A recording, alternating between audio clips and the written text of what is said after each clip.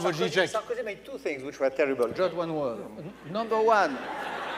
No, I'm sorry. That's already 2 words. Okay, go ahead. I'm for democratic centralism as a communist, so please go on. Yeah. After the Central Committee will make the conclusion, but now, yeah. Okay. Central Committee is him. Okay. We will see this we after. Distributed the roles. Superman is him.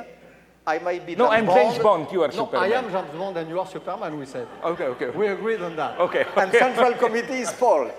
It was the first time in May 68 where people said, the old Communist Party about the revolution always said, not here, not today, and not you. Not here, in Cuba, in China, in Soviet Union. Not today, tomorrow, the tomorrow which will sing. Not you, simple students, simple worker, but the Bolshevik party. May 68 was the first time, this was part of the uniqueness of the event, when a crowd of youngsters said, here, now, and us. Here in France. Now, at this very moment, without waiting anything. No tomorrow who sings.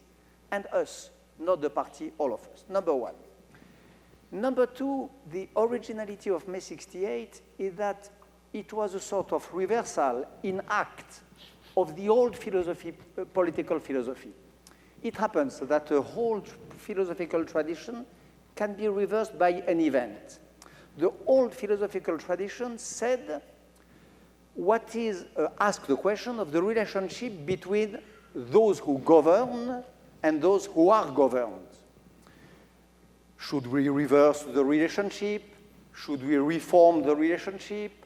Would the people who are governed take the place of those who govern? And so on and so on. This was the political question since Aristotle to Hegel, to the dialectical of the slave and the master. May 68, for me, was the first time during a few weeks when it was said, we want a world where there is the very relationship explodes.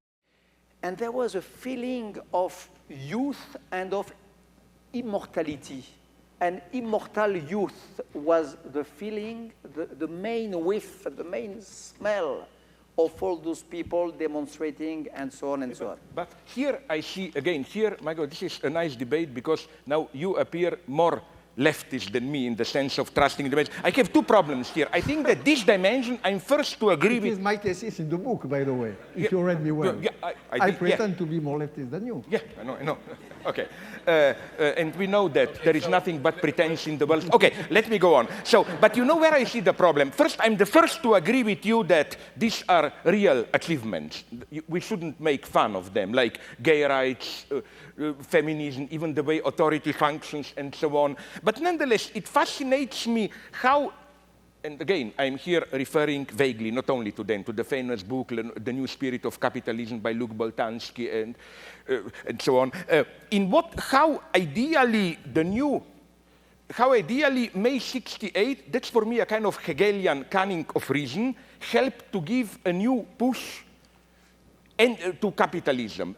Let me go here to the United States. How do we consume today when you have a commodity to buy? It's no longer the primitive level, buy this car because it's the best, uses less gasoline, whatever. It's also no longer the competitive logic of keeping up with the Joneses, like status symbol. Isn't it that today we are more and more addressed, even by publicity, as buy this car because, for example, it's a Land Rover, you can drive into nature, you can realize your authentic self, it's part of self-realization, and so on and so on. And let me go to the extreme here. This is why I find so problematic this all stuff with organic food and so on. Do you really believe that if you buy the apples, so-called organic apples, which are usually more rotten and cost half more, do you really believe that they are more healthy? No. It's also not competition, but it makes you feel well, you know, like, my God, I participate in something great. I'm not just a stupid consumer.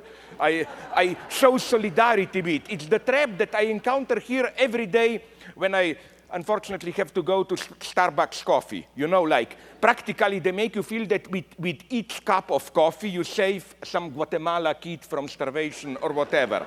I mean, let's just be aware that's one dimension of 68, which, again, I sincerely mean that it's not bad, that it's not a priori bad. No, I think there are, how to put it, ethical awareness did grow up with this. I'm the first to admit it. All I'm saying is, as an old-fashioned half-Marxist pessimist, how should I put it? No, let's look what baggage comes with it, you know? It is urgent to say to the left that even when it is said in leftist rhetoric, anti-Semitism is unbearable, and so on. So not only in spite, I think that the battle has to be waged inside the left, which is in a terrible state, in Europe and also in America. And this battle has to be waged, and that is why I wrote this book. I think for you, Slavoj, remaining faithful to the left, if indeed you are, means something slightly different. Yeah, it means crazy. And if you allow me to explain it briefly, why? In some sense, I still consider myself a communist. Why? When we talk about the left today, for me, in a somewhat simplified way, the problem is Fukuyama or not. That is to say, in the same sense as 30, 40 years ago, we were dreaming about socialism with a human face, what most of the left today, so-called third way left and so on, effectively strives after is global capitalism with a human face.